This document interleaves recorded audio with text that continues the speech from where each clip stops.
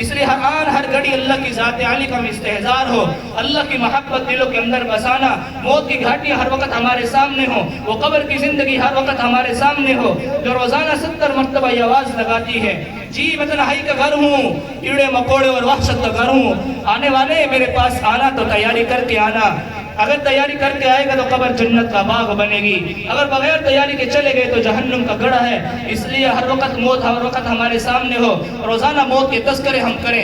آج ہماری مجلسوں کے اندر جینے کے تذکرے ہیں، دنیا کے تذکرے ہیں، مال دولت عہدے اور ڈگریوں کے تذکرے ہیں، جی میری ایک دکان ہے تو کس طرح میری دو بن جائیں، میرا بینک بیلنس کس طرح بڑھ جائے۔ ان مجلسوں کے اندر آخرت کے بھی ہم تذکرے کریں، اپنی موت کے بھی تذکرے کریں۔ حدیث مبارکہ میں اللہ کے نبی علیہ السلام نے فرمایا کہ جو شخص روزانہ 20 مرتبہ موت کو یاد کرے گا، اللہ رب العزت اس کو بغیر شہید ہوئے بھی شہادت کا رتبہ عطا فرمائیں گے، اور شہید کا ایک بڑا مقام ہے اللہ کے ہاں، بغیر شہید ہوئے بستر پر موت ہے اللہ شہادت کا مقام نصیب فرمائیں گے۔ اما عائشہ رضی اللہ تعالیٰ عنہ فرماتی ہیں کہ جو شخص روزانہ 25 مرتبہ یہ دعا پڑھے گا، اللہم بارک لی فی الموت وفیما بعد الموت، تو بغیر مرے بھی بغیر شہید ہوئے بھی اللہ اس کو شہادت کا رتبہ عطا فرمائیں گے۔ اماں کی خدمت میں ایک عورت آتی ہے اور آ کر درخواست کرتی ہے، اماں جان میرا دل بڑا سخت ہے، مجھے کوئی عمل بتا دیجیے میں کیا کروں؟ تو اماں جان نے فرمایا کہ موت کو روزانہ کثرت سے یاد کرو، اللہ تمہارے دل کو نرم کر دیں گے۔ چنانچہ کچھ عرصے کے بعد پھر حاضر ہوتی ہے، اماں جان میں نے موت کو کثرت سے یاد کیا اور موت کو یاد کرنے نے میرے دل کو نرم اور موم کر دیا۔ آج ہم بھی اپنی موت کو کثرت سے یاد کریں، اللہ ہمارے دلوں کو نرم کر دیں گے، اللہ کی محبت دلوں کے اندر اترے گی، دنیا کی محبت دلوں سے نکل جائے گی۔ اللہ کے نبی علیہ السلام ایک مجلس میں تشریف لائے اور دیکھا صحابہ کرام مسکرا کر کھل کر ہنس رہے ہیں، اور اللہ کے نبی نے فرمایا کہ لذتوں کو توڑ دینے والی چیز کو کثرت سے یاد کرو۔ صحابہ کرام رضوان اللہ علیہ مجمعین نے عرض کیا، یا رسول اللہ صلی اللہ علیہ وسلم بتائیے کہ لذتوں کو توڑ دینے والی چیز کیا ہے؟ تو اللہ کے نبی نے فرمایا کہ وہ موت کو کثرت سے یاد کرو۔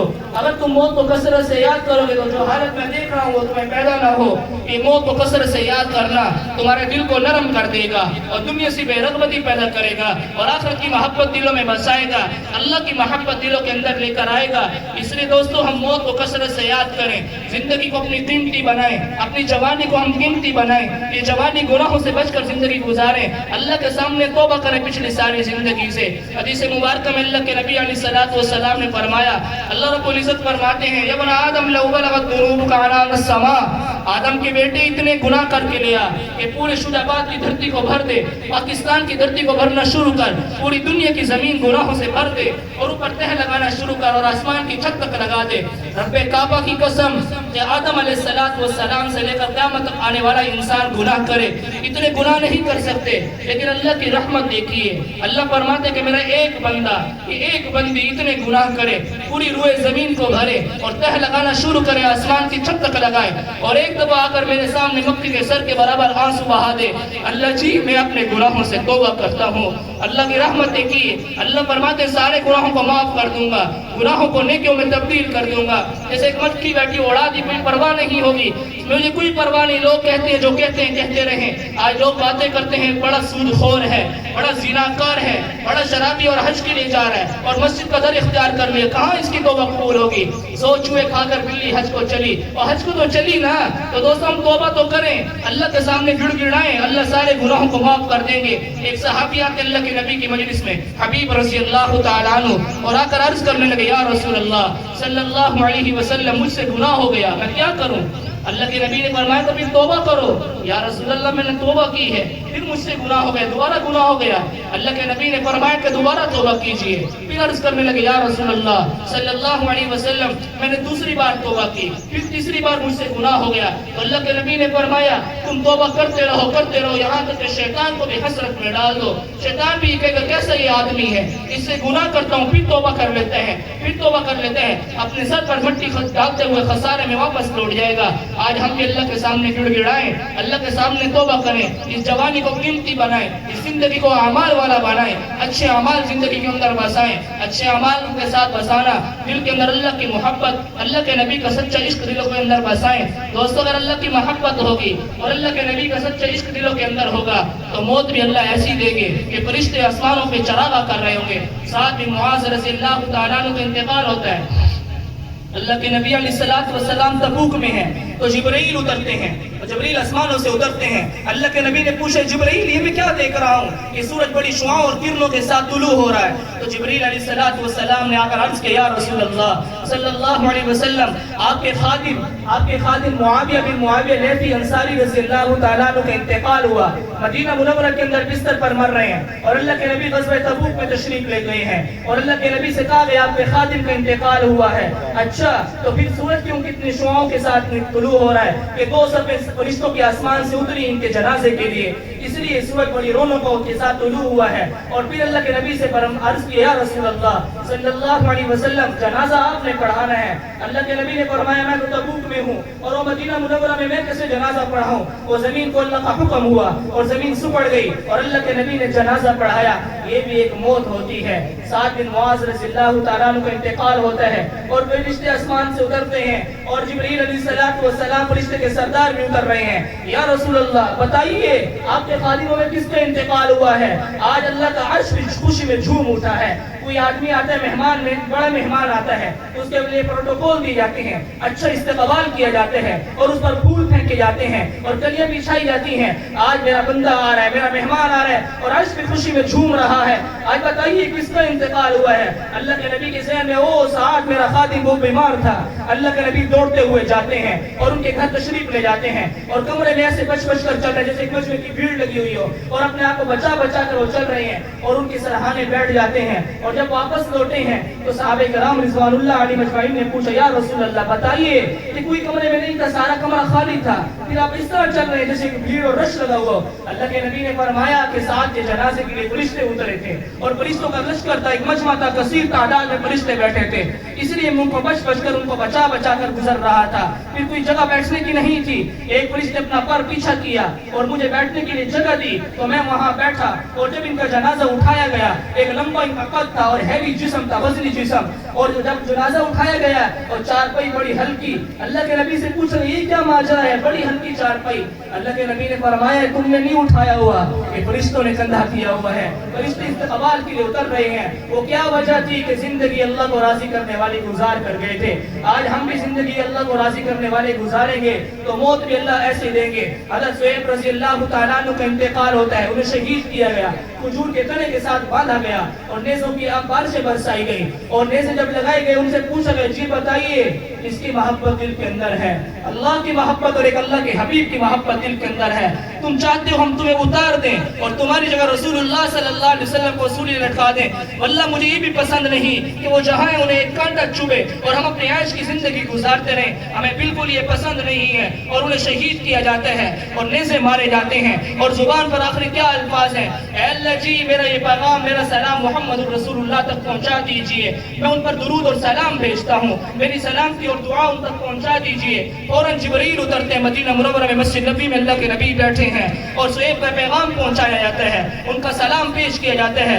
علیک السلام علیک السلام علیک السلام. اللہ کے نبی نے فرمایا اے خبیب تجھ پر بھی سلامتی ہو, تجھ پر بھی سلامتی ہو, تجھ پر بھی سلامتی ہو. یہ عشق اور مقام تھا, یہ اللہ کے نبی کا عشق ان کے دلوں میں تھا, اللہ کی محبت دل کے اندر تھی. جب ان کو شہید کیا گیا, ابو سفیان اس وقت تک ایمان نہیں لائے تھے, کیا کہنے لگے قبلے کی طرف سے ان کا چہرہ پھیر دو, ان کا چہرہ مشرق کی طرف کر دو. چنانچہ کیا کہنے لگے اینما تولوا فتم وجہ اللہ, کدھر کدھر میرا چہرہ پھیرو گے, ہر طرف اللہ ہی اللہ, دائیں دیکھو تو اللہ, بائیں دیکھو تو اللہ, آگے دیکھو تو اللہ, پیچھے دیکھو تو اللہ, اوپر دیکھو تو اللہ, نیچے دیکھو تو اللہ, آسمان کی بلندیوں میں دیکھو تو اللہ, پہاڑوں کی مضبوطیوں میں دیکھو تو اللہ, گرتی آبشاروں میں دیکھو تو اللہ, سورج کی کرنوں میں دیکھو تو اللہ, چاند کے چاندنے میں دیکھو تو اللہ کی قدرت پر دلالت کرے, تاروں کی جلملاہٹ میں دیکھو تو اللہ اللہ ہمیں نظر آئے, بھینس کے تھنوں سے نکلنے والے دودھ کے قطرے میں دیکھو تو اللہ اللہ ہمیں نظر آئے, بادل سے برسنے والے بارش کے قطرے میں دیکھو تو اللہ اللہ نظر آئے. قرآن میں اللہ فرماتے ہیں سنریہم آیاتنا فی الآفاق وفی انفسہم حتی یتبین لہم انہ الحق. اے انسان وہ آنکھ لے کر آ جو آنکھ حرام نہ دیکھے, زمین کے چپے چپے پہ میرے جلوے دکھائی دیں گے. وہ کان لے کر آ جو کان حرام بولوں کو نہ سنے, गाना बजाना और मौसीकी के बोलों को सुनने से बचें। हवाओं के झोंकों में मेरे नाम की आवाज़ें तेरे कानों में पड़ेंगी। उस्ताद मोहतरम मौलाना जमशेद साहब रहमतुल्लाह अलैह ये शेर पढ़ा करते थे, लब बंदो चश्म बंदो गोश बंद, घर नबीनी नूर हक बरमा बिखंद। अपनी आंखों को बंद कर ले, अपने होंठों को सी ले, अपने कानों को ताला लगा ले, फिर देख अल्लाह की मार्फत का नूर कैसे दिल के अंदर उतरता है। इन आज़ा की हिफाजत की जाती है तो दिलों के अंदर अल्लाह की मोहब्बत उतरती है, अल्लाह से होने का यकीन दिल के अंदर उतरता है, जिसकी खातिर सहाबा कराम तकलीफ बर्दाश्त कर रहे हैं। अहद अहद एक की किरत जुबान के ऊपर है, 360 बैतुल्लाह में जुबूत रखे हुए, इनसे कुछ नहीं होता, एक अल्लाह की ज़ात से सब कुछ होता है। उस अल्लाह की मोहब्बत हमारे दिलों में उतर चुकी है, चाहे कोड़े बरसाए जाए, नहीं नहीं एक एक किरण जुबान के ऊपर होगी। लोहे की सिरा पिनाकर धूप पे खड़ा किया जा रहा है तो अहद अहद की रट जुबान के ऊपर है, और पत्थर की चट्टान सीने पे रखी जा रही है तो एक एक की रट जुबान के ऊपर है। क्या वजह थी? अल्लाह की मोहब्बत दिल में उतर चुकी थी। आज हम भी अल्लाह की मोहब्बत को दिल के अंदर उतारें। वो खुबैब रज़ी अल्लाह तआला अन्हु सूली पर लटकाए जा रहे हैं और क्या पैगाम दे रहे हैं? कोई बीवी बच्चों का ख्याल नहीं, कोई माल का ख्याल नहीं कि मिरास मेरी तकसीम की जाए, बच्चों का ख्याल नहीं, ख्याल है एक अल्लाह के नबी का ख्याल है। उन तक किसी तरह मेरा सलाम पहुंच जाए, मेरा दरूद और सलाम उन तक पहुंच जाए, फौरन अल्लाह सलाम भेजते हैं। ये अल्लाह के नबी का इश्क उनके दिलों में था।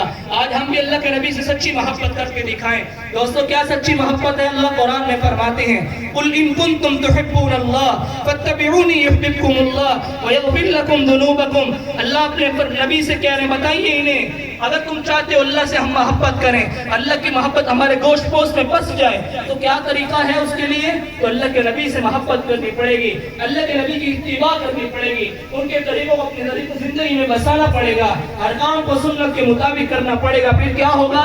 बदले में अल्लाह भी मोहब्बत करेंगे, अल्लाह सारे गुनाहों को माफ फरमा देंगे। इसलिए दोस्तों हम कोशिश करें हर काम को हम सुन्नत के मुताबिक करें। हदीस मुबारक में अल्लाह के नबी अलैहिस्सलातु वस्सलाम ने फरमाया, मन तमस्सक बिसुन्नती इंद फसादी उम्मती फलहु अज्रु मियति शहीद। जिस शख्स ने भी मेरी सुन्नत को मजबूती से थामे रखा, अल्लाह रब्बुल इज्जत उसको 100 शहीदों का सवाब अता फरमाएंगे। एक सुन्नत के इहतमाम पर 100 शहीदों का सवाब। मन अहया सुन्नती फक़द अहब्बनी व मन अहब्बनी कान माई फिल जन्नह। अल्लाह के नबी फरमा रहे हैं, जिसने मुझसे मोहब्बत की, जिसने मुझसे मेरी सुन्नत से मोहब्बत की उसने मुझसे मोहब्बत की, और जिसने मुझसे मोहब्बत की वो जन्नत में ऐसे मेरे साथ होगा।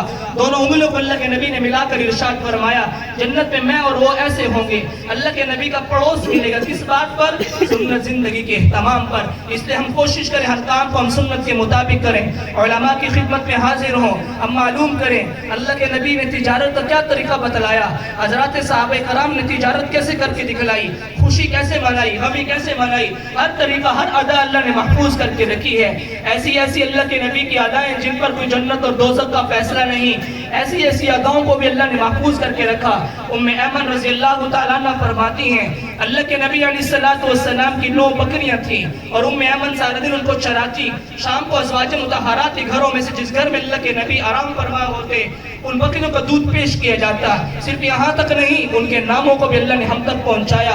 अजवा, जमजम, सुक़िया, बरका, वर्षा, इतलाल, इतराब, फजरा, गौसा, ये 9 अल्लाह के नबी की बकरियां थी। युमन ये 10वां बकरा था। यहाँ तक सीरत अल्लाह ने हम तक पहुँचाई है। अल्लाह के नबी की क्या क्या पसंदीदा चीज़ें थी।